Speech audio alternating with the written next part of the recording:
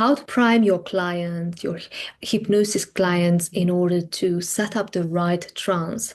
Noemi here. I am an ACH trainer and therapist. So, if you have studied with me already, or if you're aware of advanced conversational hypnosis, then you will know that we are not using priming because it is unnecessary. So it is one of those time wasters that do not are not necessary, and therefore they are not included in this, what I like to think of as a minimalist therapeutic system. However, there are some cases where you might want to prime your clients. So if you have seen that your clients are more prone to abreaction, this might be because they have gone through abuse, and for some reason in your niche there's just a lot of abreaction. Basically, those emotions come up and they are going through a lot of pain.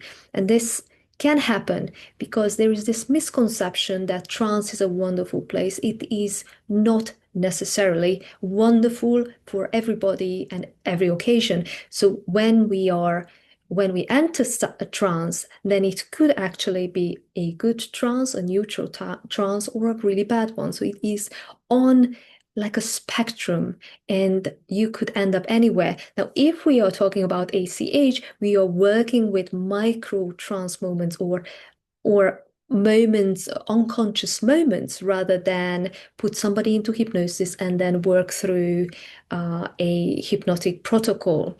So we work differently. However, even in this case, it might be that your clients, uh, another niche, for instance, could be with physical pain, that they experience a lot of abreaction. In this case, you might want to include priming. And the very important principles are, what happens here is that their nervous system goes into sympathetic activation. It could even go into dorsal activation, which is kind of a free state, but sympathetic, basically they are activated and they might be shouting, they might be asking you to get them out. So then you want to be able to use a protocol basically to get them out of that state, but also you could help that by priming them at the beginning. And the things that you want to remember, the principles, is that in order to get out of this mental state, you want to get back to the physical world. You want them to start feeling that safety, and we can feel that safety by focusing our attention on something else, basically on the sensations, on the sensation of the feet on the ground, on the sensation of the back against the chair, on on the on the hands. And if you set it up at the beginning, saying that the chair is keeping you safe,